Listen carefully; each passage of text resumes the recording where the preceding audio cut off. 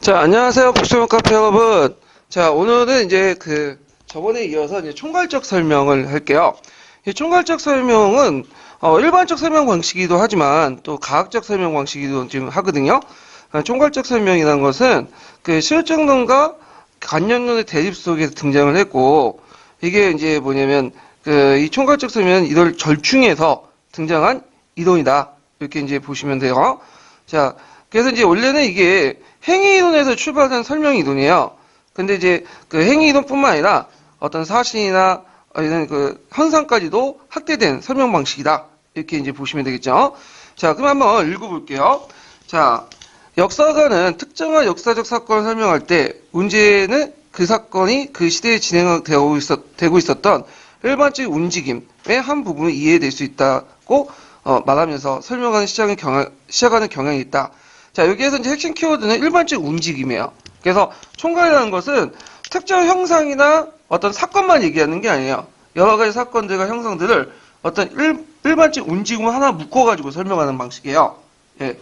그래서 이제 예를 든 게 쭉 있는데, 자, 1936년에 시틀러가 라일라트를 점령한 사건을 설명하면서 시틀러가 권력을 장악한 후 추구했던 침략적 정책들, 예를 들어서 군비 축소와 거부, 국제연맹의 탈퇴, 오스트리아 합병, 주텐틀랜드 합병 등과 관련시켜 설명하는 것이다. 이것은 일련의 사건들을 개별적으로 이렇게 쭉 설명하고 있지만 결국에는 무슨 개념 아래에 설명하냐면 자기 주장과 영토 확장이라는 개념 아래서 설명한다.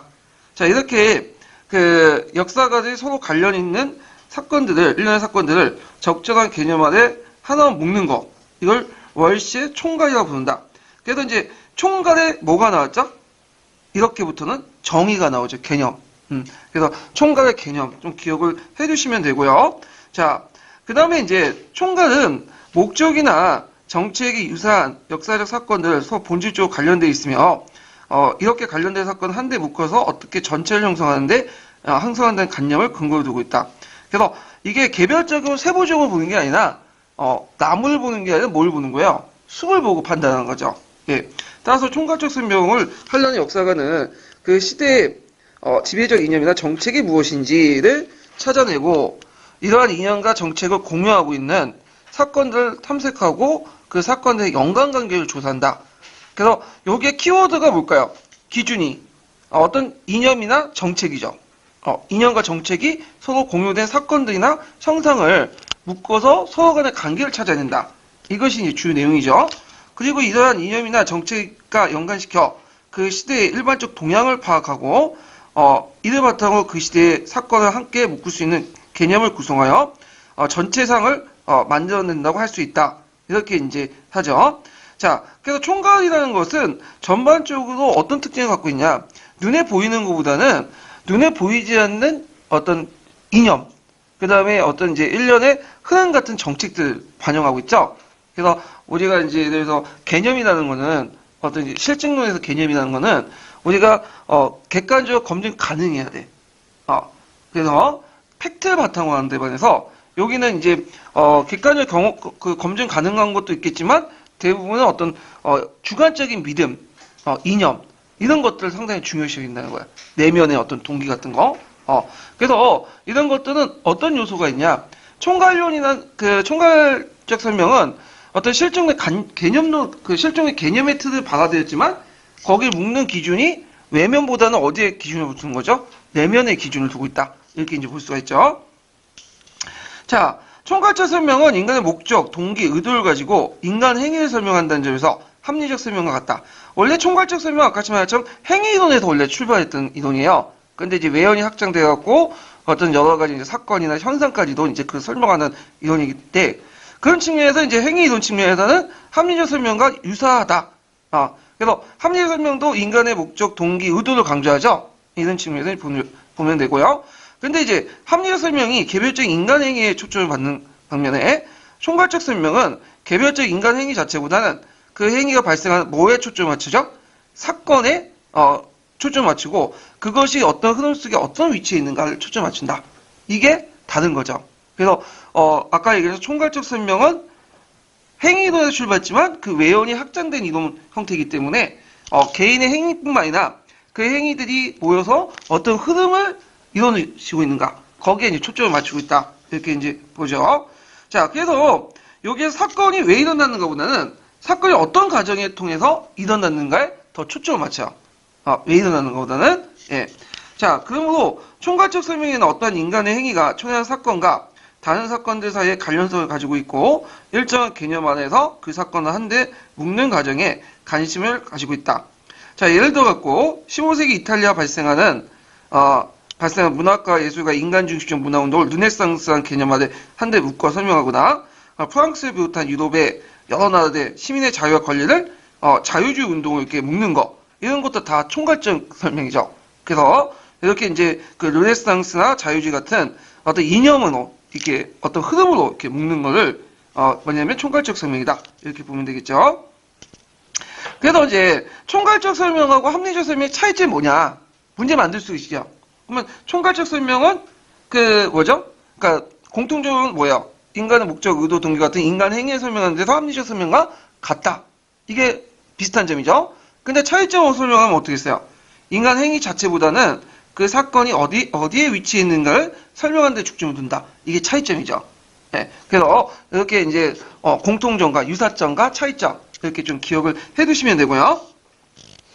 자, 그 다음에 총괄적 설명은 사건의 인과관계를 법칙적으로 설명하는데 관심이 없고 그 사건의 성격을 밝히는데 관심을 가진 데에서 실증주의 설명과 구별된다. 그러니까 보통 이제 우리가 실증주의에서 이제 개념이라고 이제 설명할 때 개념은 법칙을 바탕으로 하는 거죠.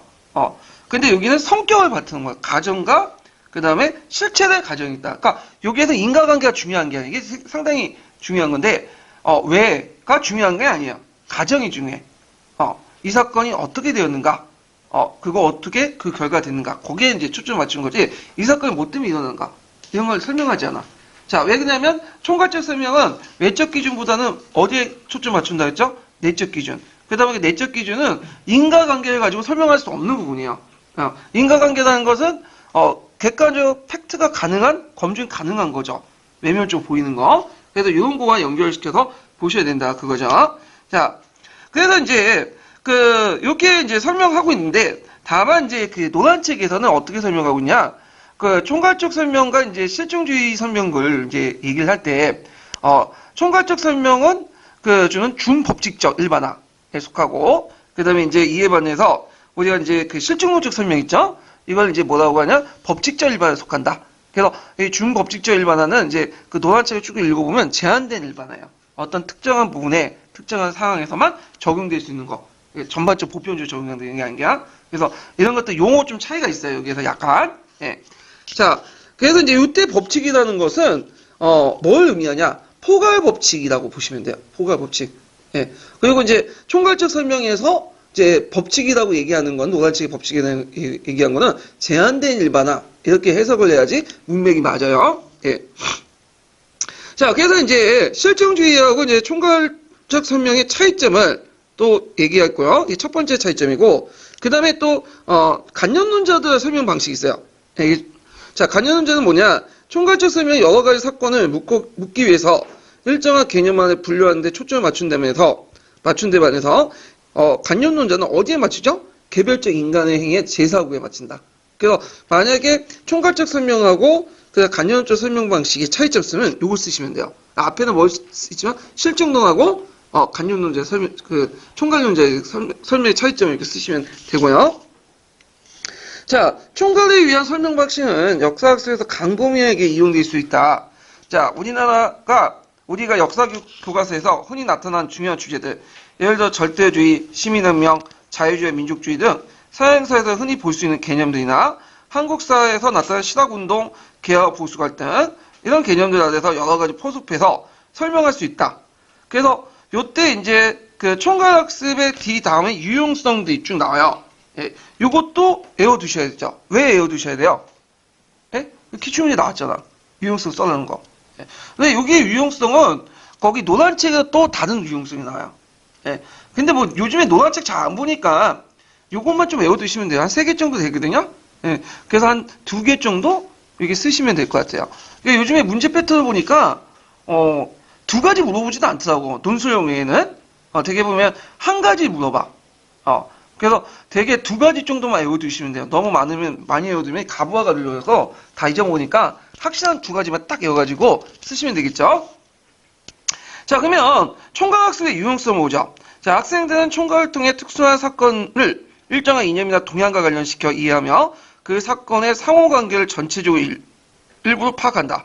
그래서 사건들의 관계를 좀 더 의미 있게 해준다. 왜냐하면 개별적인 사건들 쭉 나열할 경우에는 그냥 의미 없는 나열이죠. 그냥 현상이 나와 있는데 이걸 뭐 실학이라든지 그 다음에 이제 르네상스, 자유주의, 민족주의라는 것을 묶어서 설명하면 이 사건에 의미를 부여할 수 있고 그 사건이 어디에 위치해 있는 걸 알 수 있고 좀 더 깊게 어떤 맥락 속에서 이해를 할 수 있죠.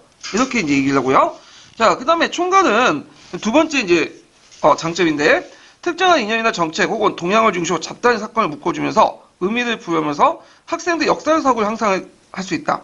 그래서 여기는 역사적 사고를 향상의 제 키워드죠. 그 예전에도 한번 얘기를 했지만 모른다. 근데 의미를 쓰라고 하는데 그 학습의 효과성을 써야 된다. 장점을 써야 된다. 모르면 무조건 뭘 쓰면 돼요? 역사적 사고력을 향상할 수 있다. 대부분 다 걸려들어. 이게 키워드죠? 그럼 어떤 분이 그러니까 이거 이제 채점하는 사람이 꼼수를 느껴가지고 이렇게 감점할 수 있지 않냐. 근데 그게 불가능했던 게 뭐냐면 채점하는 사람이 한 문제씩 이렇게 보는 거지 다 채점하지 않아요. 그거 아시죠? 네. 한 문장당 그 세 명이 달라붙어 갖고 채점을 해요. 그러니까 서로 이렇게 개별적으로 떨어지기 때문에 이 사람이 꼼수를 부리는지 안 부리는지 몰라. 이 한 문제만 보고는. 그리고 꼼수 부린다고 해도 객관적 기준표 가지고 채점을 하기 때문에 모르면 무조건 역사적 사고력 이렇게 쓰시면 돼요. 자, 세 번째로는 사건들을 종합 분류하고 구조화시키는데 역사학습의 구조화를 시키는데 이용할 수 있다. 요게 키워드가 뭐야? 구조화죠. 예. 그래서 구조화가 뭐예요? 특정한 그 해당 교과의 핵심 개념이나 원리를 정리하는 거죠. 이렇게 체계적으로. 예. 그래갖고 이제 보통 이제 그 스타 강사들은 이 구조화를 잘해. 예. 이런 것들을. 예. 자, 그 다음에 총괄적 설명에 유용성이 있으면 한계도 분명히 있겠죠. 요 한계도 나올 가능성이 좀 있을 것 같아요. 왜냐하면 딱딱 떨어지는 부분들이거든요. 자, 보면 첫 번째, 총괄적 설명은 이념이나 정책 혹은 지향점을 공유되는 사건들만 적용하기 때문에 그 동일한 시기나 지역에 일어난 사건들이 하더라도 그런 요소가 공유되지 않은 사건들은 전용될 수 없다. 그래서 보통 총괄적 설명은 제한된 형태에 일반화해요. 그러니까 다른 시대의 어떤 사건들이나 그 동시대 사건들이라도 이런 거와 연관되어 있지 않는 것들은 설명할 수 없다는 거죠. 예. 그래서 이런 것들을 이제 같이 보시면 되고요.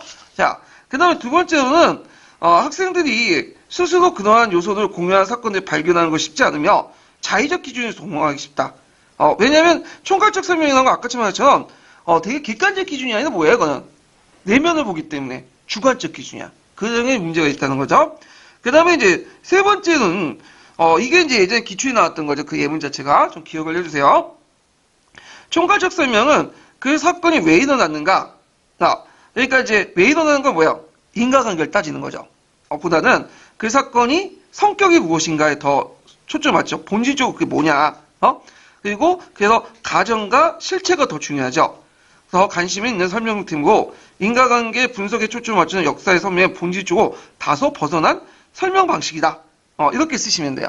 예, 인과관계 분석에 초점을 맞추는 그 역사 설명의 본질에 다소 벗어난 설명 방식 한계가 있다. 이렇게 이제 하는데 어떤 분은 이렇게 이제 해석할 수 있죠.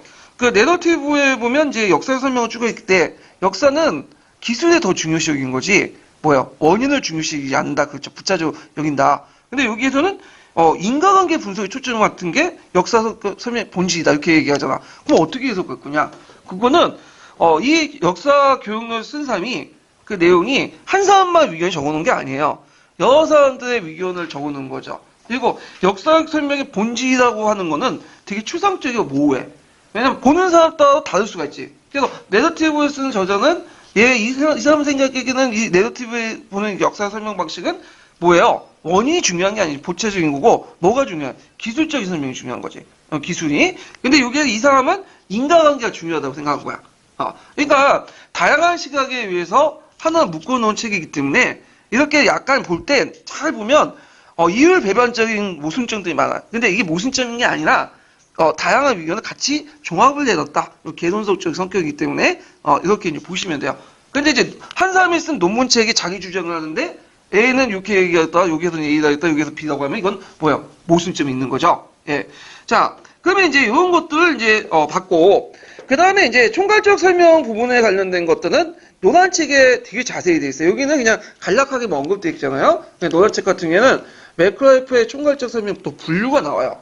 예. 그래서 이제 이런 것도 이제 일반적 총괄 모형도 있고 제한된 설명도 있고 쭉 있거든요. 한번 찾아보세요. 요것도. 예. 자, 그러면 이제 관련된 총괄적 설명에 관련된 형성평가 문제를 좀 볼게요.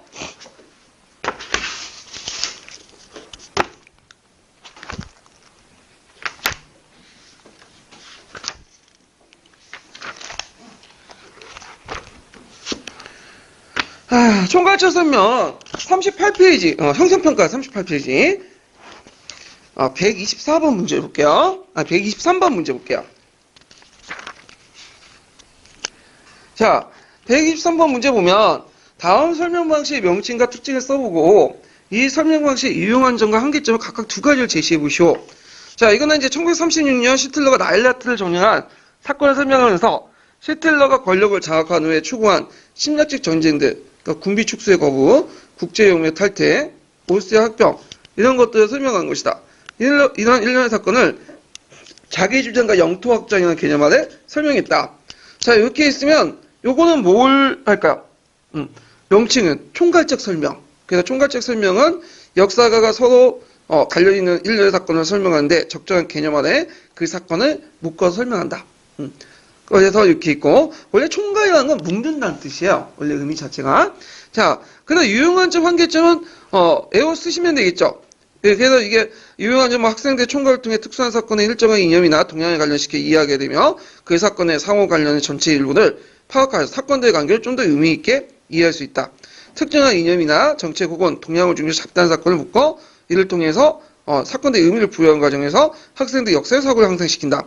사건들을 종합, 분류하거나 자료 정리하는 데 과정을 통해서 역사학습의 구조화에 이용한다. 이렇게 이제 보시면 되고, 그 다음에 이제 참고로 노란책에는 뭐라고 되어 있냐면, 총괄학습을 하면서 인간의 어떤 생생한 어떤 것들을 이해할 수 있다는 거야. 인간의 어떤 그 생생한 그 내면 세계를 이해할 수 있다. 이런 것도 있어요. 왜냐면 총괄이라는 것은 뭘 기준했다고 했죠?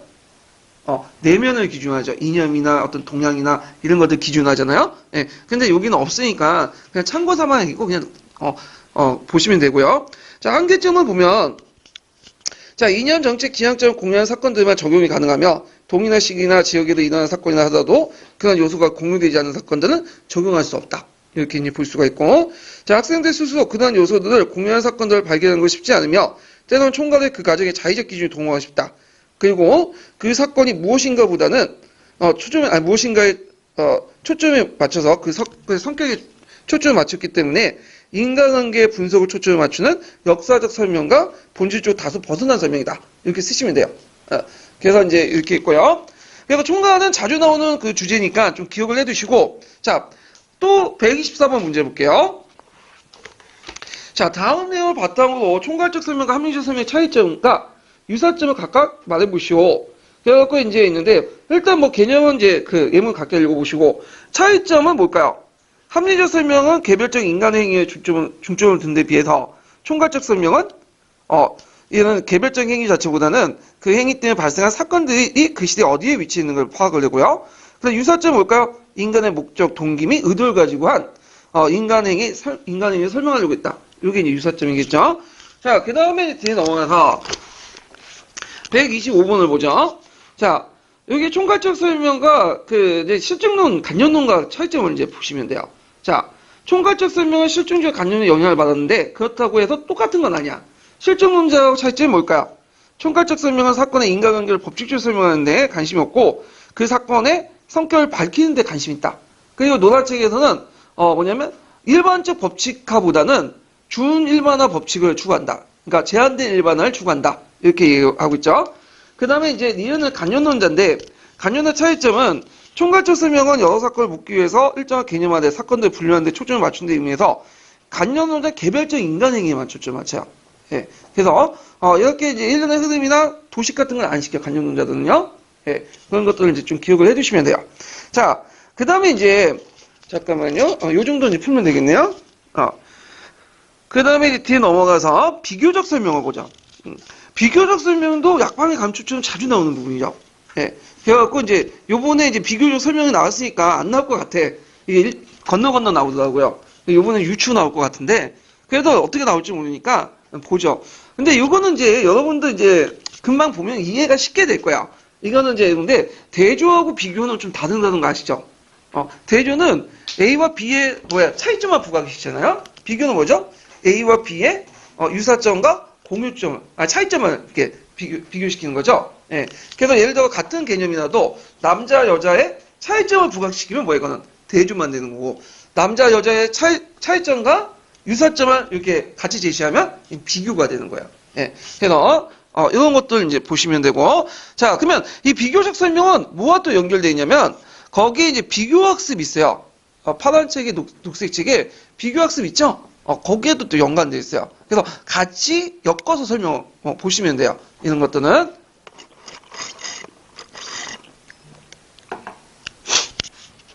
자, 그럼 내용을 보면요.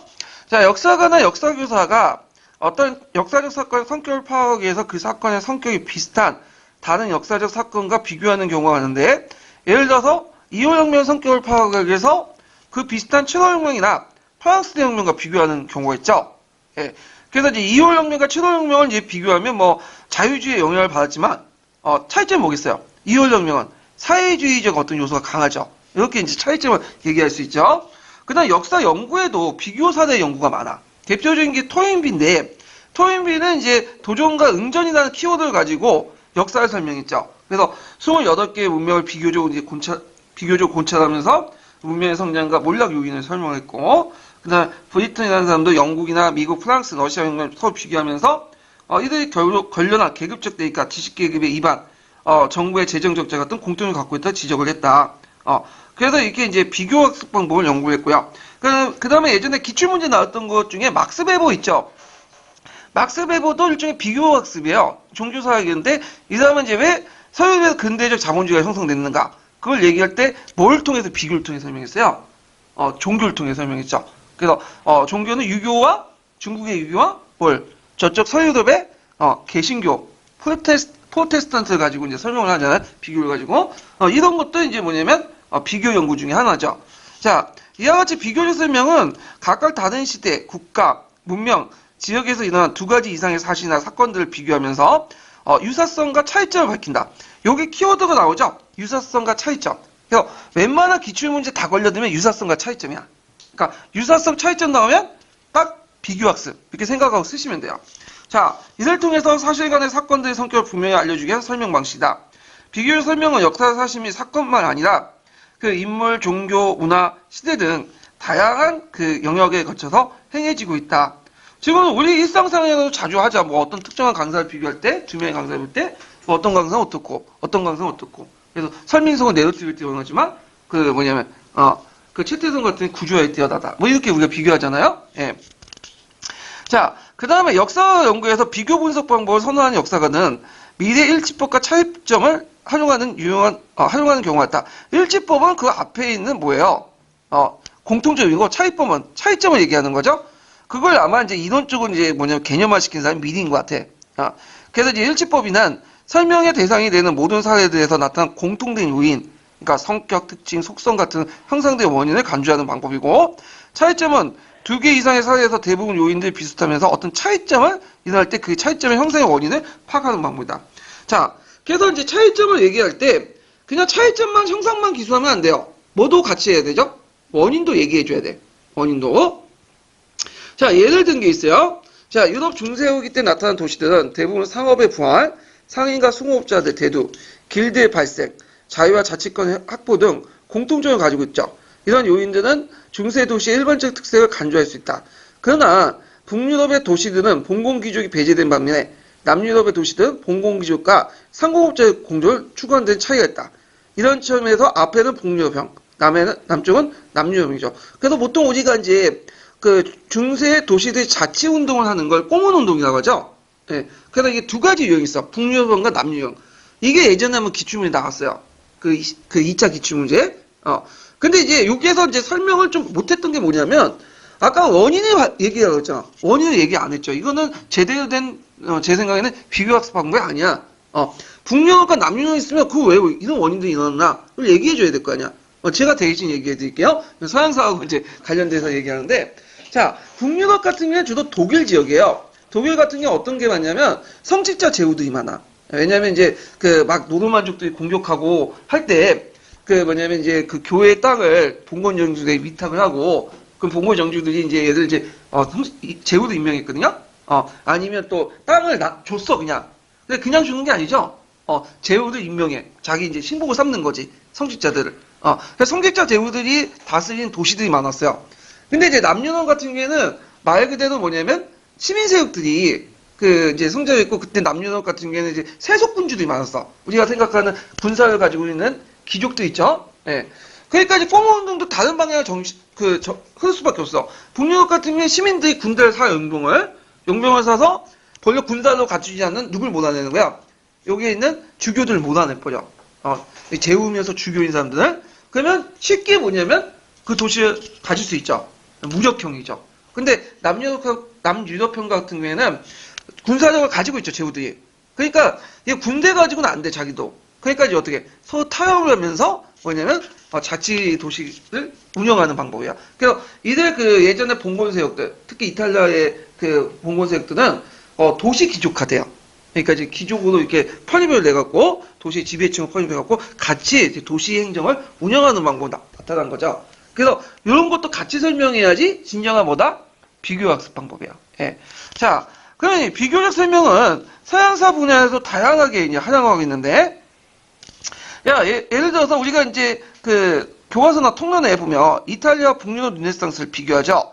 자, 그래서 두 지역의 르네상스가 다 호모니즘의 추구, 개인주의 경향, 고조 복귀 이렇게 하지만 이탈리아 르네상스는 세속주의 정신이 강한 데만 해서 교회 비판에 소극적인 반면 북유럽 르네상스는 성서 원전 연구에 관심을 갖고 교회 비판에 적극적이죠. 이것도 비교학습이죠.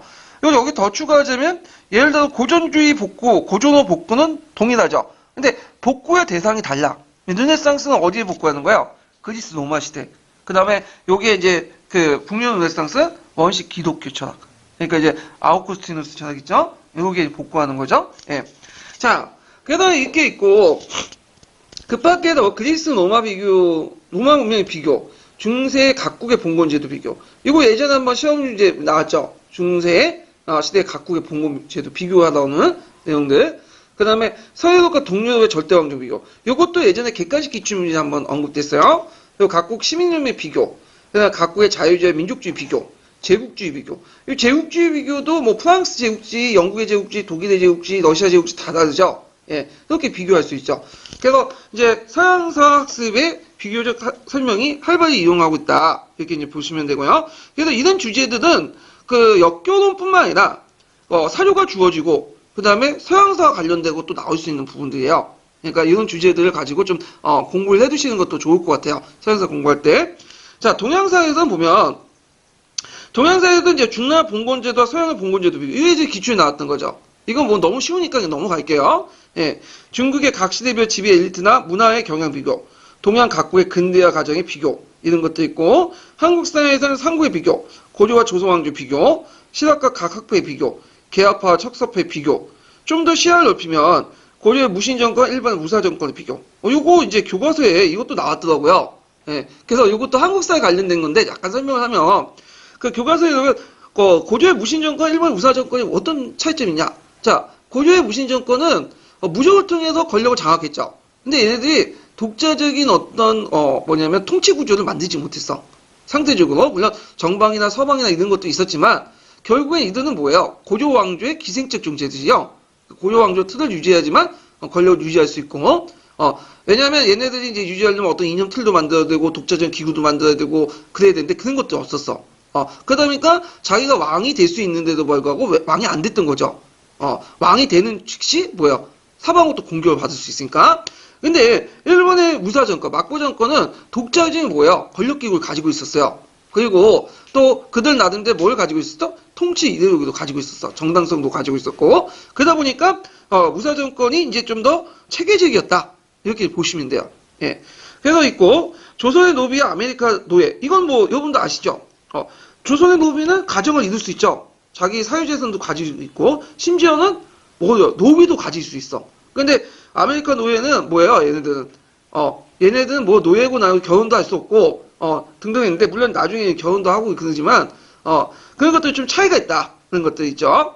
자, 그래서 이제 비교적 설명의 대상을 활용할 수 있고, 비교 설명의 목적은 비교 대상의 유사점과 차이점을 밝히고, 그 원인을 규명하고, 좀 더 비교 대상을 폭넓게 이해하는 데 목적이 있다. 만약에 그 비교 학습의 목적, 이렇게 쓰면 되겠죠. 유사점과 차이점, 원인, 규명, 폭넓게 이해. 키워드만 딱딱 외우세요. 외울 때도 문장 자체를 외우려고 하지 마세요. 그거 못 외워. 그냥 비교점과 유사점, 원인, 규명, 폭넓게 이해. 이렇게 세 개 단어를 딱 외우면 뭐야? 나중에 쓰다면 여러분들 그냥 문장력 바로 쓰면 되잖아. 여러분 초딩이 아니잖아요. 예. 그 정도의 문장 구사는 다 되죠. 예. 자, 그 다음에 비교 설명을 통해서, 이제 여기부터는 이제 뭐가 나오는 거야? 비교 학습의, 장점이 나오겠죠. 예전에 비교 설명 나오죠. 비교 학습의 장점. 그래서 이제 그 앞에도 이제 폭넓게 이해하는 것도 비교 학습의 장점이 있어요. 목적이면서 장점이고, 여기도 또, 장점이 될 수 있고, 비교적 설명은 학생들 왜 그런 유사점과 차이점을 발생하는데 사고하며 탐구하는 능력을 기르며 비교학습의 어떤 대상이 되는 사실이나 사건의 성격을 깊이 알게 된다. 그래서 비교학습의 장점이자 그 다음에 목적 이렇게 좀 기억을 해두시면 되고 그 앞부분까지 합쳐서 그 다음에 이제 자주 나오는 부분이 뭐냐면 비교학습할 때 어떤 유의사항인가 맨날 단골 소재로 나와. 그래서 이것도 외워두셔야죠. 이거는 이제 어디에 연결되어 있냐면 그 당시 녹색책 있죠. 그 당시 안다. 녹색책에 있는 비교학습에 나와요. 파란 책도 나오고. 자, 비교 설명할 때는 비교의 대상이 되는 선입견을 갖거나 우열의 판단을 하지 않도록 유의한다. 예전에 시험 문제 나왔죠. 선입견이나 우열의 판단을 하지 않도록 한다. 예를 들어서 세 개의 각 종교를 비교할 때 종교의 선호의 감정이 나타나거나 두 민족을 비교할 때 우열이 나타나는 건 매우 위험하다. 그리고 과거의 서양학자들이 세계 문화사를 서술하면서 암묵적으로 서양과 동양에 대한 우월의식을 드러내는데 좋은 사례이다. 드러내곤 했는데 이게 좋은 사례다. 대표적인 사람이 누구죠? 예전 시험 문제 나왔던 막스 베버. 막스 베버는 종교사회학에서 새로운 영역을 개척하면서 종교 하나 가지고 프로테스탄트 그 하나 가지고 서유럽의 문화를 되게 좋게 봤고 중국의 문화를 깎았죠. 그래서 중국은 자본주의가 발달하지 못한 사회다. 규정 짓잖아요. 근데 지금 그렇게 말할 수는 없죠. 지금 중국이 겉은 사회주의지만 뭐야? 자본주의가 되게 발달돼 있잖아. 중국 애들은 돈을 되게 밝히잖아. 그런 건 설명을 같이 해줘야지. 자, 그래서 이제 이런 것들을 이제 보시면 되고요. 그거 외에도 비교학습 부분에 더 몇 가지 있어요. 이건 나중에 비교학습 할 때 좀 더 얘기할게요. 자, 그러면 형성평가와 관련된 내용들 이제 좀 볼게요. 자, 39페이지 펴보세요. 39페이지 126번을 볼게요. 자, 다음 가에 들어갈 말을 써보고 이 설명 방식의 목적과 형성을 각각 설명해 보시오. 서술해 보시오.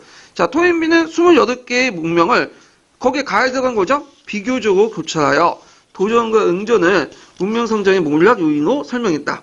브리튼, 영국과 미국, 프랑스, 러시아는 서로 뭐죠? 비교적으로 하면서 비교 설명을 하면서 공통점을 찾아냈다. 비교적 설명 이렇게 쓰시면 되겠죠. 자, 목적은 뭘까요? 비교 대상의 유사점과 차이점을 밝히고 원인을 규명하고 폭넓게 이해한다. 이렇게 쓰시면 되겠죠. 그 다음에 호용성. 학생들이 왜 그런 유사점, 차이점을 발생하는가 사고하고 탐구하는 기능. 그리고 사건을 성격을 이해할 수 있다. 그리고 그 앞에 목적도 호용성에 포함될 수 있어요. 그 목적도. 예. 그래서 예전에 한번 비교학습 장점 이게 나왔으니까 이것도 같이 외워주세요. 차이점과 함께. 자, 그 다음에 이제 127번 문제 볼게요. 자, 여기 보면 이제 다음 기획과 니은의 내용을 각각 서술해보고 디귿의 역사 사회 속에 기획과 니은의 내용을 적용해서 각각 말해보시오. 자, 역사 연구에서 비교 분석의 방법을 선호하는 역사가들은 미래 일치법과 차이법을 활용하는 경우가 많다. 그 예로 유럽 중세 후기에 나타난 도시의 특징을 찾아볼 수 있다. 기획은 일치법은 뭘까? 공통된 요인을 찾는 거죠. 공통된 요인. 그다음 차이법 같은 경우에는 두 개 이상의 어떤 차이점을 발견해서 뭘 파는 거야? 원인을 파악하는 거야. 그 원인을 파악하는 단어도 꼭 쓰셔야 돼요. 예. 요게 놓칠 수가 있어. 그러니까 차이점만 얘기하다가 원인 파악을 놓칠 수가 있어. 그러면 2점짜리 문제면 1점만 맞는 거야. 그러니까 원인 이렇게 기억을 해두시고 자, 그 다음에 이제 기읍과 니은의 어떤 그 내용을 적용해서 각각 말해보죠. 중세국의 도시의 특징들. 이거 예전에 기출문제 나왔던 거죠. 그래서 이제 그 아까 내용을 쓰시면 돼요. 그래서 뭐 상어의 분할, 상인과 수공업자 대두, 길드의 발생, 자치권 확보 이런 공통점이고 차이점은 북유럽 도시는 봉공귀족 배제한 방면에 남유럽 도시는 봉공귀족과 상공업이 다 서로 공존하는 유형이다. 이렇게 쓰시면 되겠죠. 자, 그래갖고 이렇게 이제 한번 얘기를 했고, 잠깐 이제 제가 그 예전에 못 풀었던 문제들이 있어요. 그 아까 이제 실증론자와 간용론자 설명할 때 그 뒷문제 배치해갖고 내가 못 풀었던 문제가 몇 문제 있거든요. 요거 잠깐 풀고 다음 테마 넘어갈게요. 유추현 설명 넘어갈게요. 자, 앞에 언급했던 건데 128문 문제 볼게요. 이거 안 했죠, 이거. 제가 생각에 128문 문제는 안 푸는 것 같은데. 자, 거기 다음 가와 나의 명치에 써수세 보고 기획의 주장을 그 두 주인을 말해보시오. 그 니은의 이론을 역사학에서 어떻게 적용하는지 말해보시오. 이렇게 했군요. 일단 2차 세계대전 이후에 나타난 실증주의는 종전의 실증주의와 다른 무슨 실증주의죠? 논리 실증주의 또는 신실증주의예요. 예. 근데 이것도 약간 이 팩트가 좀 다른데 원래 논리 실증주의, 신실증주의는 2차 세계대전 전부터 있었어요. 비엔나 학파였고 1920년대, 30년 나왔던 학파인가요? 근데 뭐 우리 이것까지 따질 필요 없고, 예, 사실관계만 얘기하자면, 자, 그 다음에 이제 기획의 주적 포포인데 포포는 뭐라고 주장했냐? 한 사건의 인과적으로 설명한 것은 어떤 특수한 진수들, 선행 조건과 함께하여서 그 이상의 보편적 법칙도 그 사건의 진을 영역한 거다. 그러니까 자연과학적인 어떤 법칙성을 그대로 사회 형상이나 역사 형상에도 적용할 수 있다. 영역적으로. 근데 햄필 같은 경우에는 역사학에 어떻게 적용하려고 했냐면 역사학을 포함하여 모든 학문에 단 학문의 하나의 설명 방식을 존재할 뿐만 아니라 선행 조건을 일반 붙여 영합하여 설명할 수 있다는 것.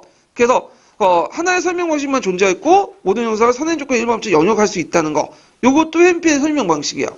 그렇죠. 햄필은 여기는 안 나왔지만 확률적 통계적으로 적용할 수 있다고 얘기했죠. 그러니까 포괄 법칙 이론을 나의 포괄 법칙 이론을 적용할 때 기획과 니은은 비슷하다 보시면 돼요. 논리가. 다만 햄필은 거기에서 더 나가서 사회과학 같은 경우에는 뭔가 확실성이 없는 부분이 있죠. 확률적으로. 그래서 확률적 통계적 법칙을 다시 제시하고요. 그리고 이제 우리가 이제 잘못 알고 있는 게 뭐냐면 영역적 법칙적 설명 있잖아요.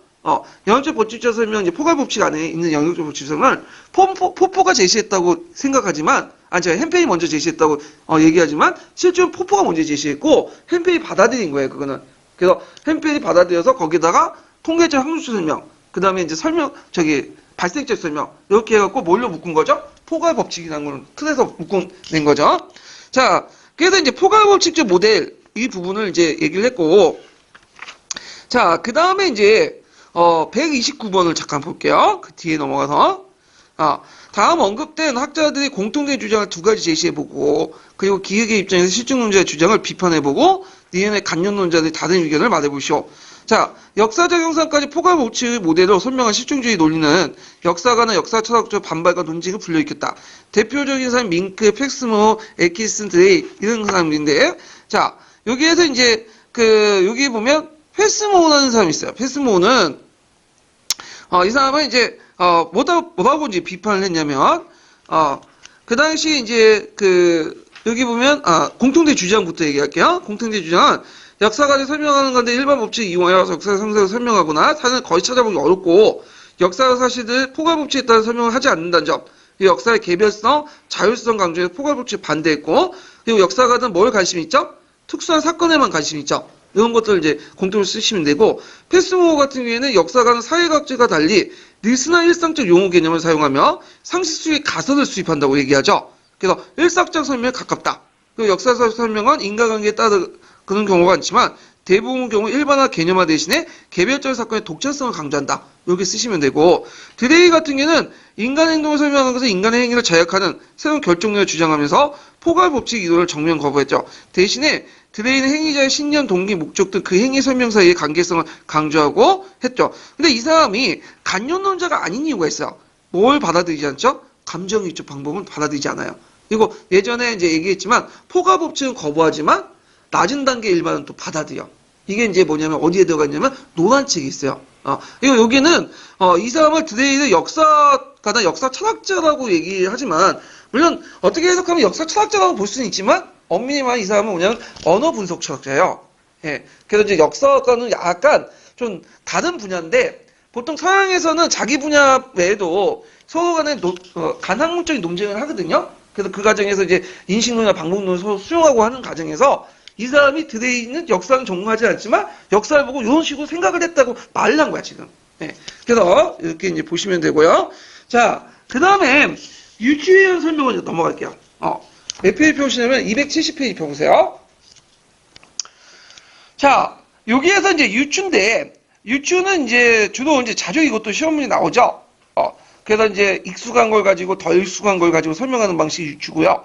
그 다음에 이제 그 유추는 넓은 의미에서 어디에 또 속하냐면 비교적 설명과 관련돼 있어요. 그래서 유추는 유사점도 강조하지만 모두 강조하죠. 차이점도 강조해요. 그래서 비교학습과 또 연관돼 있다. 이렇게 보시면 되겠죠.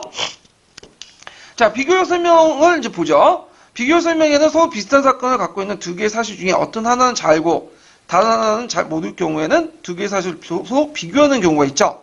그래서 예를 들어 고대사의 특수한 간섭을 해서 이해하고자 하는 인류학자들은 오늘날 그걸 알 수가 없죠. 왜냐면 고대사에도 갈 수 없잖아. 타임머신 타고 갈 수 없죠. 그러니까 오늘날 아메리카나 남아프리카 밀림 깊은 곳에 존재하는 원시사의 모습을 관찰하고 이로부터 특수한 그 고대사의 특수한 간섭을 추론한다.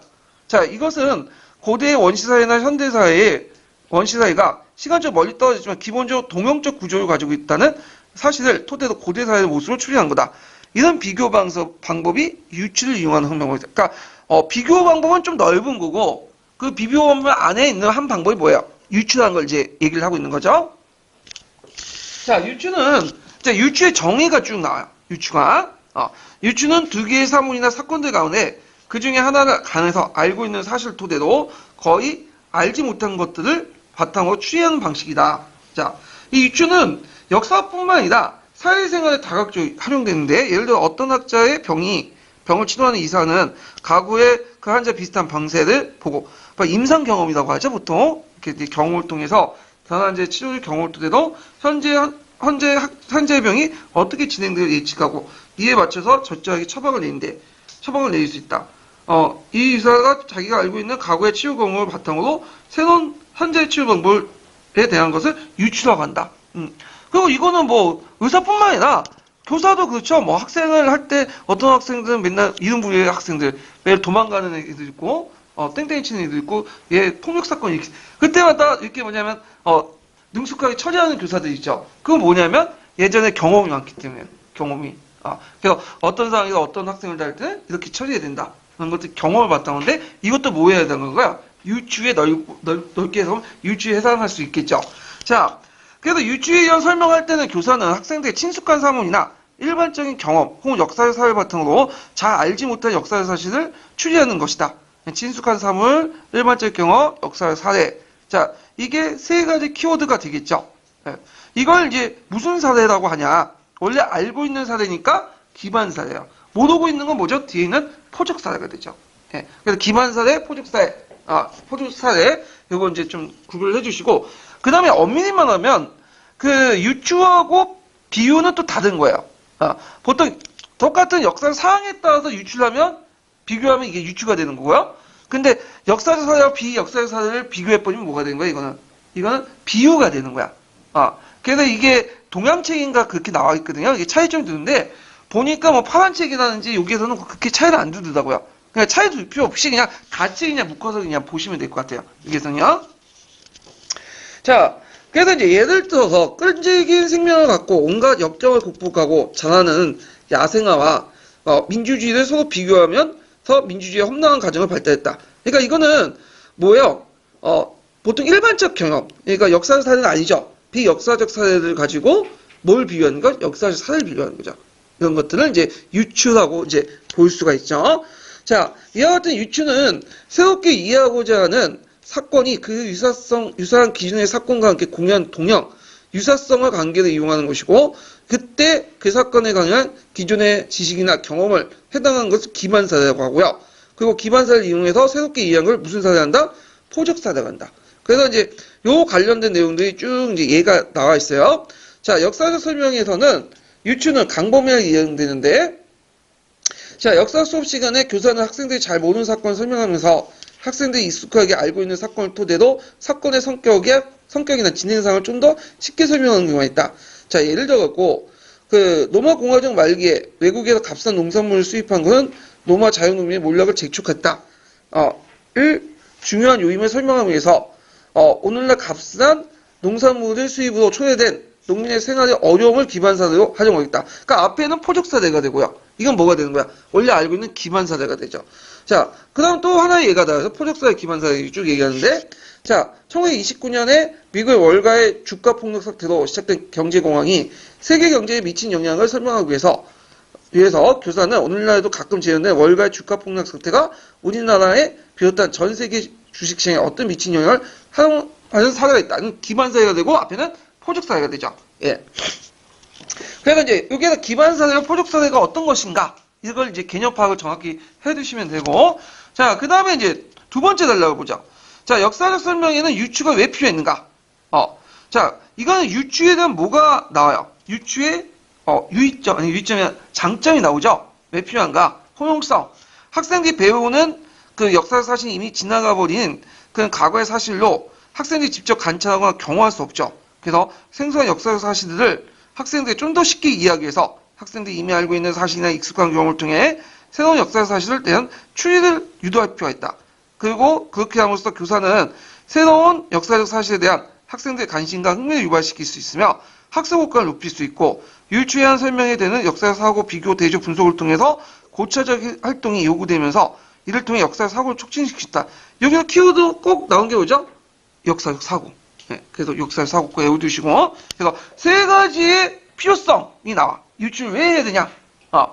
자, 이것도 외워두겠지만 실제 기출에 많이 나오는 거는 이런 유용성보다는 유의점이 많이 나와요. 거의 대부분 유의점에 나왔어요. 자, 그럼 내용을 보면요. 자, 첫째, 유추는 학생들에게 친숙한 경우부터 출발된다. 그래서 역사 수업에서 유추에 위한 설명하는 도입하는 이유는 학생들이 이미 알고 있는 기존의 지식이나 경험을 기반으로 사례에서 학생들이 이해하기 어려운 포적사례를 이해하기 위한 것인데, 기반사례 자체가 학생들이 잘 모르는 사실이라면 포적사례에 대한 이해는 처음부터 불가능하다. 따라서 교사는 유추의 설명을 위해서 도입하기 위해서 유추의 대상이 되는 사건들에 관련된 학생들의 선행학습 정도를 파악해야 된다. 자, 이게 예를 든 게 이제 이거죠. 라티폰디움이라는 게 있어요. 고려의 대농장을 이제 설명하려고 해요. 교사가. 근데 고려의 대농장을 설명하는데 이제 얘들이 모를 것 같으니까 그 예전 학년 때 배웠던 라티폰디움을 가지고 설명을 하려고 해. 근데 라티폰디움을 설명하려고 애들이 오히려 라티폰디움을 잘 몰라. 그러면 이건 뭘 했던 거야? 애들이 선행학습 정도를 파악하지 못했다는 거죠. 예. 그럼 다 모르는데 어떻게 가르치냐?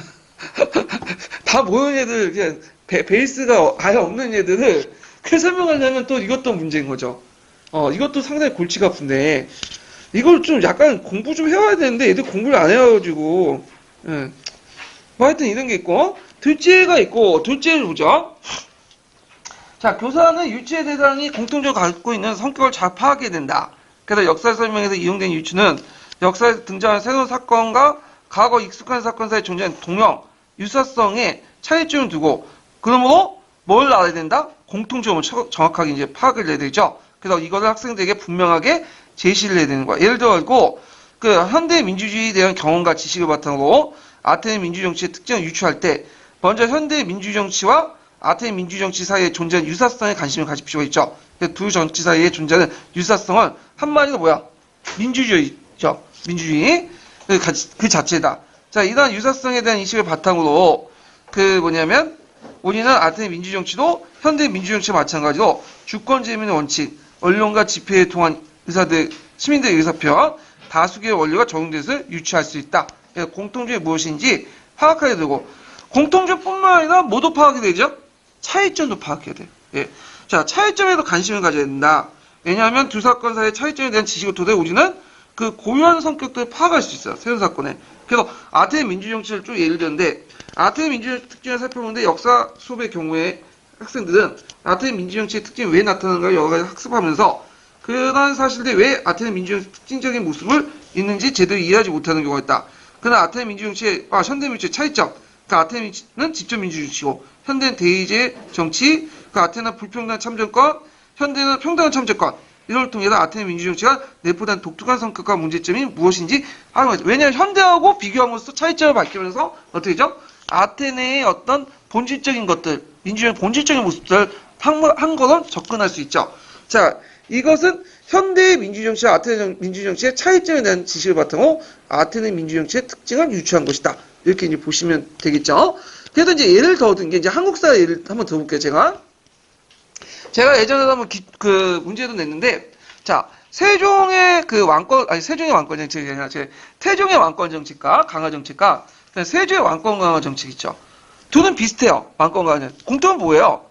왕권 강화 정책이죠. 왕에게 이제 권한을 실어주는 그런 정책인데, 근데 차이점이 있어. 뭐냐? 자, 태종의 왕권 정치는 뭐냐면 자기 측근들 쳐내는 거예요. 외척으로 쳐내고, 종치를 쳐내면서, 국가의 공식적인 라인을 통해서 통치를 하는 거예요. 그리고 지금 현대 정치도 그런 점들이 바람직하지. 근데 이제 세조의 그 왕권 강화 정책은 이 사람이 쿠데타를 지기했잖아. 그러니까 이제 정통성이 없죠. 말빨이 안 먹히죠. 그러니까 누굴 등용하는 거야? 자신의 측근 세력들 적극적으로 등용하는 거야. 외척들도 등용하고, 그 다음 종친들도 등용하고, 훈척 대신들도 등용하고. 이거 오늘날 뭐예요? 밀시 정치죠. 그러니까 오늘날은 박근혜하고 최순실이 했던 정치들 형태가 그런 정치잖아. 이건 당연히 배격을 하죠. 그러니까 태조가 뒤에 그 태조보다는 뒤에 이제 세조가 욕을 얻어먹는 이유가 왕권 강화 정책 때문에 욕을 얻은 게 아니야. 그 왕권 강화 정책을 어떻게 추구하냐가 문제가 되는 거죠. 예. 그래서 하여튼 이런 것도 있고요. 자, 그 다음에 이제 여기에 이제 또 한 가지는 이제 또 한번 적어주세요. 넷째, 여기 책에는 안 나와있지만 이제 노란책이나 이런 데는 이렇게 나와있어. 본시 학습의 대상의 의미를 명확히 이해하고 이를 기초로 유사점과 차이점을 파악하도록 지도한다. 그러니까 본시 학습의 대상의 의미를 명확히 이해하고 이를 기초로 유사점과 차이점을 파악하도록 지도한다. 자, 이런 것들이 이제 네 번째 이제 장점이죠. 그 외에도 그 노란 책에 보면 잘 나와 있어요. 또 여러 가지가 그것도 이제 같이 파악을 해두시는 것도 좋을 것 같아요. 자, 그러면 이제 관련된 내용들을 이제 파악을 해볼게요. 그 형성평가 문제를 이제 풀어볼게요. 몇 페이지 펴보시냐면 40페이지 펴볼게요. 아까 이제 풀었던 문제 그대로.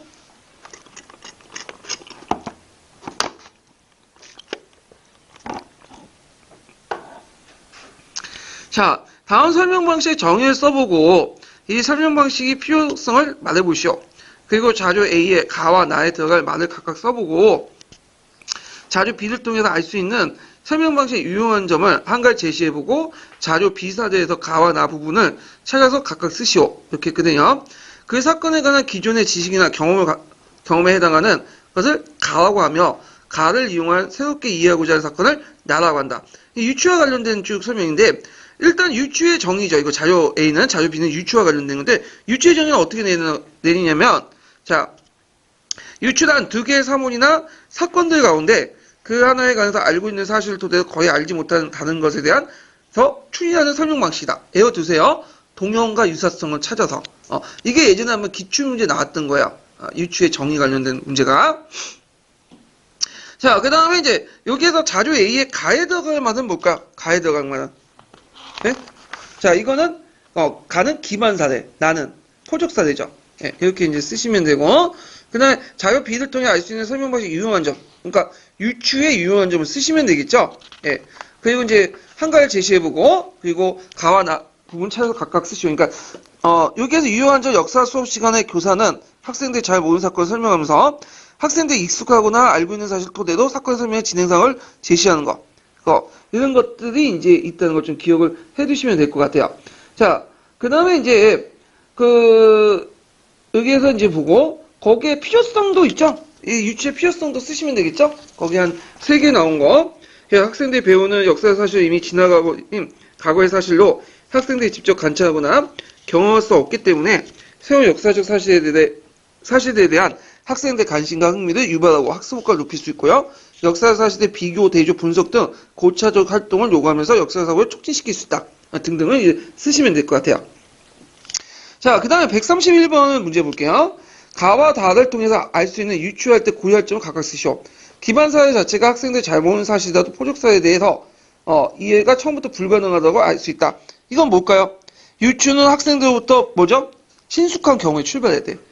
그렇기 때문에 뭘 해야 된다? 학생들의 선행학습 정도를 파악을 해야 돼요. 예.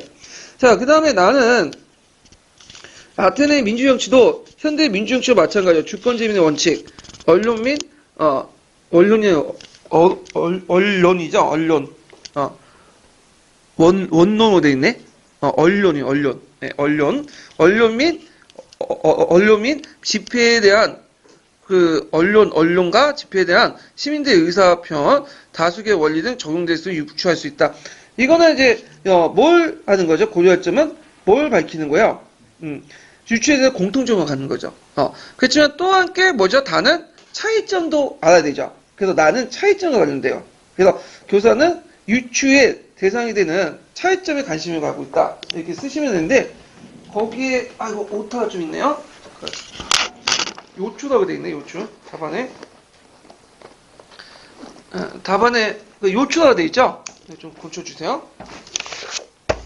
유추인데 요추가 되어 있고, 그 다음에 언론인데 원론이라 되어 있고, 이거 좀 수정해 주시고. 자, 그래서 이제 한번 받고 잠깐 이제 10페이지 잠깐 넘어보세요. 여기 앞부분에.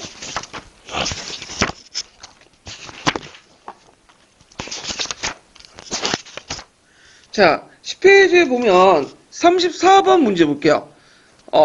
다음 예문에 관련된 설명 방식 정의를 쓰고 이 설명을 사용할 때 교사의 유의점을 쓰시오. 자, 이거는 유추인데 유의점만 좀 볼게요. 유의점은 아까 언급했던 걸 종합해 갖고 쓰시면 돼요. 자, 유의점은 이제 뭐라고 쓰셔야 되겠어요? 자, 유의점은 이제 첫 번째로 이제 보면 유의점 내용 이제 보면 학생들 친숙한 경우부터 출발해야 한다. 그 다음에 교사는 유추에 대해서 공통을 갖고 있는 성격을 잘 파악해야 되고 차이점도 관심을 가져야 된다. 이런 것들 이제 쓰시면 되겠죠. 자, 그 다음에 이제 여기에서 이제 35번에 빈칸 들어갈 말을 한번 써볼게요. 자, 유추는 새롭게 이해하고자 하는 사건이 그와 유사한 기존의 사건과 함께 공유하는 동형, 유사성에 관계를 이용한 것이고 이때 그 사건의 관계에 관한 기존의 지식이나 경험에 해당하는 것을 뭐에 해당하죠? 이거는 자, 요거는 기반 사례죠. 그리고 새로 이해하고자 하는 사건들을 포적사라고 한다. 기반 사례, 포적 사례 이렇게 이제 구별을 해보시면 될 것 같아요.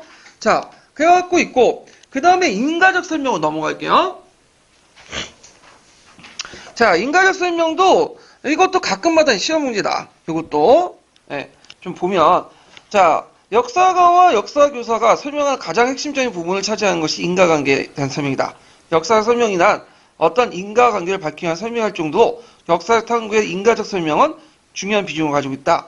자, 근데 이제 이거에 대해서 이제 포스트 모더니즘 계열의 속한 역사가들은 인과적 설명은 그렇게 중요하게 여기지 않죠.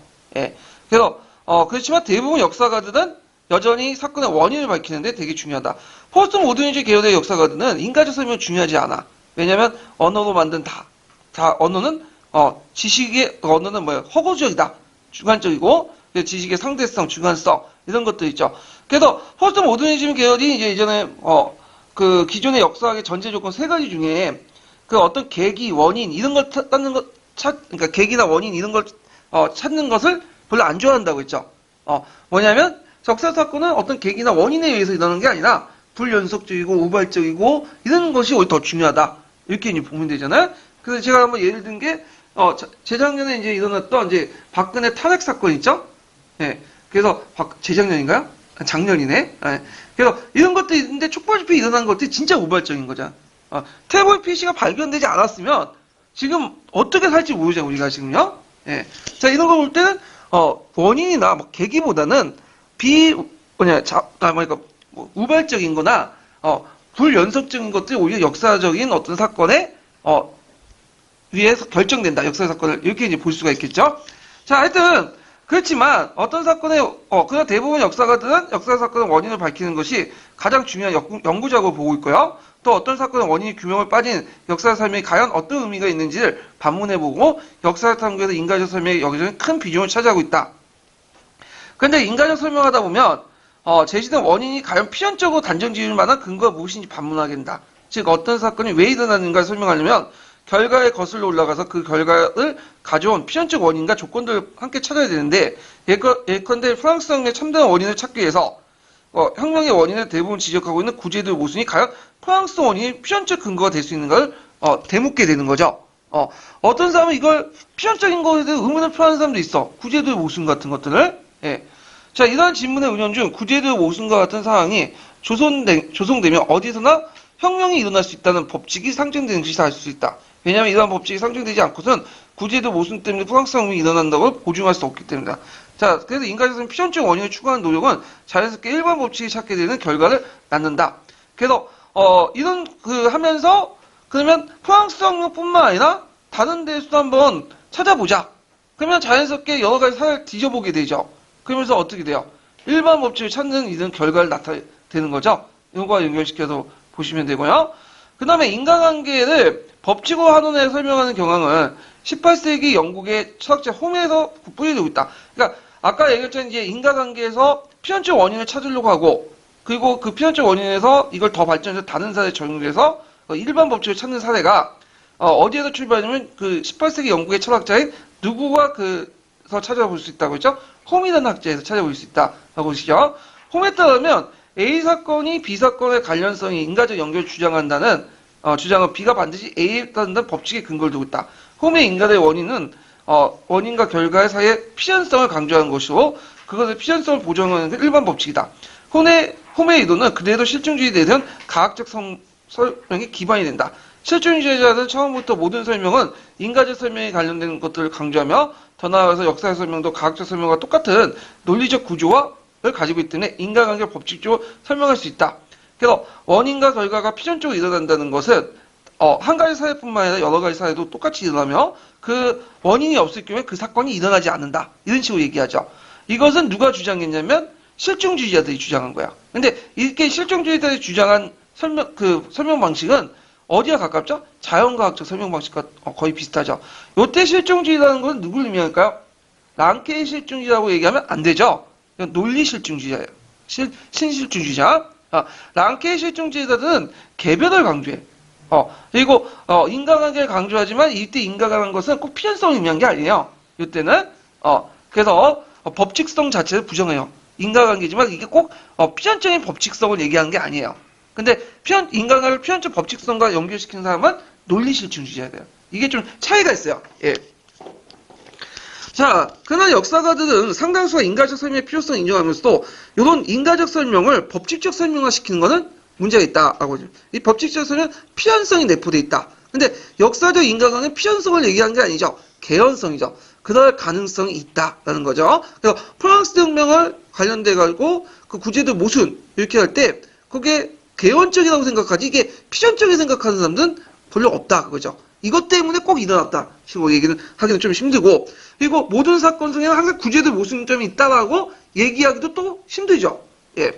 자, 그래서 이제 이렇게 보면 이들은 역사적 특수상 역사적 설명의 원인과 결과를 이어주는 필연적 근거 확보하기 어렵다고 주장하며, 그러니까 왜 필연성이 없는가, 인간의 필연성이 왜 어려운가를 지금 설명하고 있는 거야. 두 번째로는 인과적 설명은 실증주의자 주장과 달리 훨씬 다양하고 추측성 있게 설명할 수 있다. 그래서 역사적 원인은 다양성과 복수성이 있다는 거예요.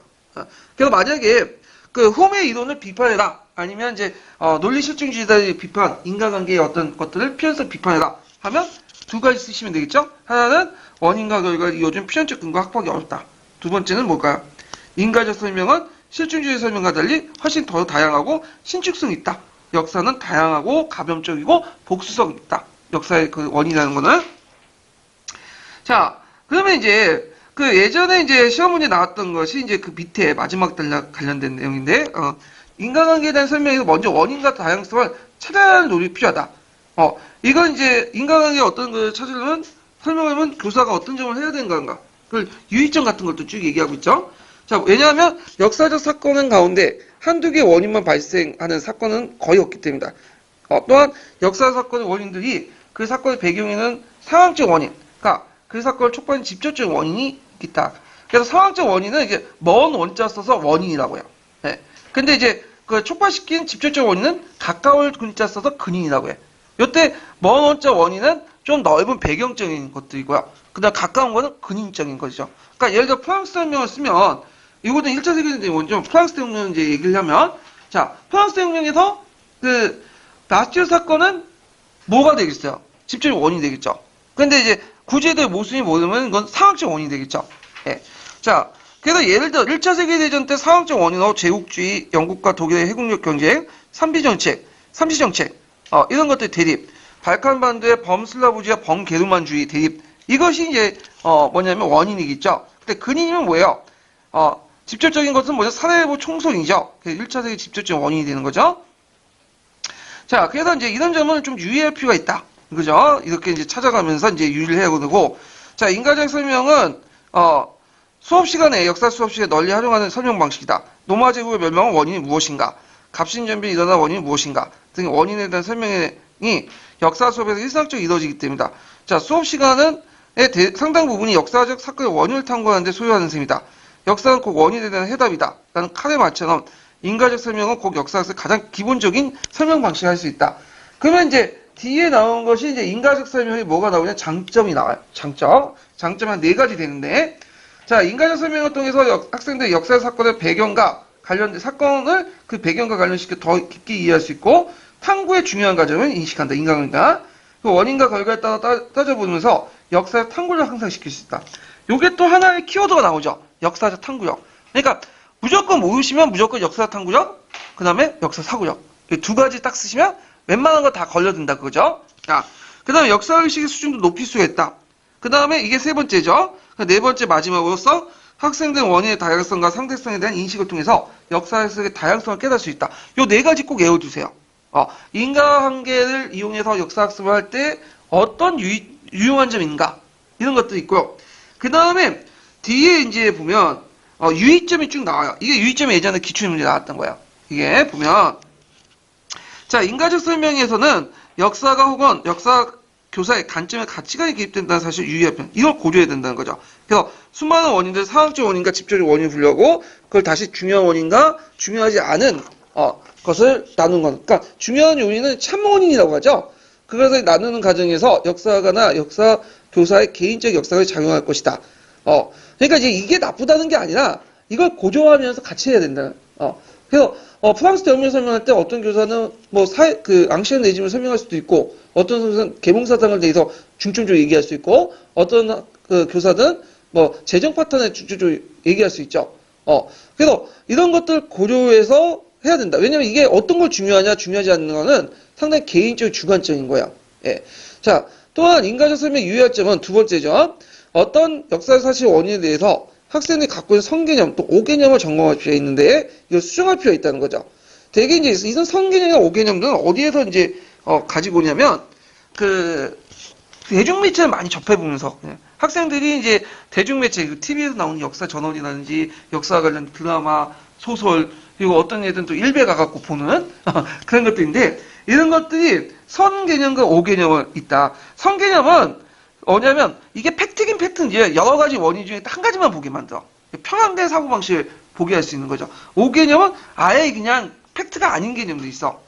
역사 사실도 아닌데 잘못된. 예를 들어 뭐 5.18 민주화 운동 때 거기 북에서 뭐 북한군이 내려와서 시민들 성동했다. 이거는 뭐예요? 오개념이 되는 거죠. 오개념. 네, 이런 것들 이제 얘기하는 거고. 그 다음에 이제 예를 들어 선언 개념 같은 경우에는 이런 것도 있죠. 이성계가 이제 뭐냐면, 군사정교에서 위화도 했던 것을 요동정부에 단순히 반대해서 했다. 요동정부만 보면, 이건 뭐야? 선행기념. 요동정부 외에도, 그다음 시대적, 사회적인 어떤 구조 변화도 같이 봐야 되겠죠. 예. 그러니까 종합적으로 봐야 되는 거죠. 예. 근데, 계속 TV에서 드라마나 나온 거는 이성계 개인적 행동만 초점 맞추지. 어떤 사회 구조는 초점 안 맞죠. 왜냐면, 그걸 설명하면 시청률이 어떻게 돼요? 떨어져. 그러니까 인간적인 모습들만 계속 강조하는 거야. 인간 행위만. 예. 그래서 이제 예를 드는 게, 자, 예를 들어서 이제 고구려 멸망 원인에 대해서 여러 가지 원인이 있는데 이걸 다 무시하고 연개소문의 아들 간의 고육상제만 왜 드라마는 계속 나오거든. 그래서 뭐 고구려의 어떤 멸망 원인 구조적 모순이 어떻고 그다음 전략 전술에 어떤 중국에 대응하는 같은 고구려 소진도 있고 그거 다 설명해봐요. 아까 말했지만 시청률이 팍팍 떨어져. 안 좋아져. 광고 수입 딱 떨어지면 어떻게 해요? 안 되는 거야. 그러니까 뭐야 아들 간의 고육상쟁 거기에서 또 판타지 붙여가지고 거기에 더 추가해갖고 뭐 갈등 간의 관계를 부각시켜야지만 시청률이 어떻게 돼요? 올라가죠. 예. 그러니까 애들이 그런 것만 보고 고구려 멸망을 뭐만 설명하는 거야? 영계수의 아들 고육상쟁. 그러니까 선행 개념이죠. 일단 맞긴 맞아. 그렇지만 그건 전체 중에 뭐야? 일부분이잖아. 예. 나머지 볼 수 없죠. 거기에 사로잡혀 있으면. 자, 이와 같이 역사적 사건에 대해서 어느 한두 개만 원인의 절대식 풍조는 원인의 다양성과 복수성에 대한 인식을 통해서 수정되어야 된다. 그래서 이런 것들 이제 같이 기억을 해 두시면 될 거야. 그래서 원인을 필연적으로 보는 게 아니라 다양하게 보여야 된다. 이런 측면에서 이제 얘기를 한 것 같아요. 자, 그러면 관련된 이제 기출 문제나 형성평가 관련된 문제 볼게요. 132번 문제 볼게요. 41페이지. 자, 다음에 가에 들어갈 학자를 써보고 가가 생각한 인과관계를 말해보시오. 그리고 이 이론이 실존론자의 인식에 어떤 영향을 미쳤는지 서술해보시오. 서술 내용 중에 역사 인과관계 인식도 포함. 가에 따르면 A라는 사건이 B 사건의 인과적 결과 연결 주장하면서 B가 반드시 A에 따른 법칙에 근거를 두고 있다. 가의 학자는 누구죠? 훔이죠. 훔. 제 발음이 잘 안 되는데 훔. 자, 그 다음에 인과율은 이제 뭘 써야 되냐? 훔의 인과율은 원인과 결과 사이에 필연성을 강조하는 것. 요게 키워드는 뭐예요? 필연성이죠. 그래서 필연성을 강조하고 이 다음 필연성을 보장해 주는 것이 곧 일반화 법칙이다. 이거 한 가지 사회뿐만 아니라 다른 사회도 똑같이 적용이 되는 거야. 이런 것들은. 자, 그 다음에 영향은 훔의 이론은 그대로 실증주의자가 내세우는 과학적 설명이 기반이 됐다. 이렇게 쓰시면 돼요. 그러니까 요때 실증주의는 누구를 얘기하는 거죠? 랑케 실증주의자 얘기하는 게 아니라 롱홀리 실증주의, 신실증주의자를 얘기하는 거예요. 자, 그 다음에 133번을 볼게요. 자, 여기에서 이제 보면 역사학자들에 대한 역사적 원인에 대한 생각을 말해보고 기획은 그 다음에 니은과 디귿의 기준의 내용을 각각 말해보고 그 다음에 이 기준이 이의 역사에서 어떻게 적용되는지 설명해 보시오. 자, 기획의 역사학자도 인과적 설명의 필요성을 인정하면서 법칙적 설명의 논리를 그대로 수용하지 않았다. 그거에 대한 원인에 대한 설명을 어떻게 이제 할까? 자, 역사가들은 이 원인을 어떤 식으로 이제 얘기를 하냐면 역사적 원인은 어떤 역사학의 특수한 역사적 설명 원인과 결과 이어진 필연적인 근거를 확보하기 어렵고 인과적인 설명은 실증과 달리 좀 더 다양하고 신축성 있는 것이 다르다. 그러니까 다양성과 어떤 복수성을 인정한다. 이렇게 쓰시면 되겠죠? 그 다음에 여기에서 이제 니은과 디귿, 상황적 원인과 직접적 원인. 아까 원인과 근인과 관련된 내용이죠. 상황적 원인은 그 사건의 어떤 배경이 되는 원인이고요. 그 다음에 이제 직접적 원인은 그 사건이 촉발시킬 수 있는 직접적 원인이죠. 예, 이런 것들을 볼 수가 있고 1차 세계대전 사례 쓰시면 되겠죠? 그래서 상황적 원인으로서 제국주의, 영국과 독일의 해국력, 경제, 삼시정책 대립, 발칸번드, 범슬라브주의, 게르만주 대립 등등 했는데 직접적 원인은 6월 28일날 사회부 총선이 직접적 원인이겠죠. 요것도 외워두세요. 왜냐면 서양사 관련돼 갖고 나올 수가 있어 또. 예. 그래서 여기 언급하고 있는 예문들 하나하나가 또 문제가 될 수가 있거든요. 그러니까 예문들을 좀 기억을 해두시면 될 것 같아요. 이렇게. 예. 자, 그래서 이제 이렇게 있고 그 다음에 이제 134번 문제 볼게요. 다음 일반적 설명 방식을 역사 수업에 도입할 때 유용한 점과 유의할 점을 각각 두 가지 제시해보죠. 이때 일반적 설명 방식이 뭘까요? 로마 제국의 멸망의 원인이 무엇인가? 갑신점의 원인이 무엇인가? 이건 인과적 설명이죠. 유용한 점은 인과적 설명을 통해서 역사 사건의 그 배경을 관련시켜 더욱 깊게 이해할 수 있고 인과관계가 역사 탐구의 중요 과정을 사실 인식하게 된다. 원인과 결과의 관계를 따져보는 가운데 역사 탐구력을 향상시킬 수 있고 인과관계의 의미와 성격에 대해 성찰을 통해서 역사의식의 수준을 높일 수 있고 학생들 원인의 다양성과 상대성을 통해서 역사학습의 다양성을 깨달을 수 있다. 한 4가지 정도 되는데 이거 한 2가지는 외워두세요. 예. 자, 그 다음 유의할 점은 뭘까? 이거 예전에 기출에 나왔던 거죠. 자, 유의할 점은 뭐냐? 항상 역사가 역사의 관점이나 가치관이 개입한다는 사실을 인지해 두고 있어야 돼. 항상 고려해 두고 있어야 되죠. 그 다음에 어떤 역사사의 원인과 대해서 학생들이 갖고 있는 성개념과 오개념을 점검해야 돼. 이런 것들을 필요할 거야 수정해야 되는데 어떤 식으로 수정할까요? 이거 안 나왔네. 원인의 다양성과 복수성에 대한 인식을 통해서 수정해야 된다. 만약에 이런 필연적으로 어떤 특정한 관점을 매달려가지고 역사를 바라본다. 평행적으로 바라본다. 이걸 본다? 원인의 다양성과 복성을 통해서 인식을 통해서 수정해야 된다. 이렇게 쓰시면 돼요. 예. 그 끝문장 있죠? 남색체 끝문장.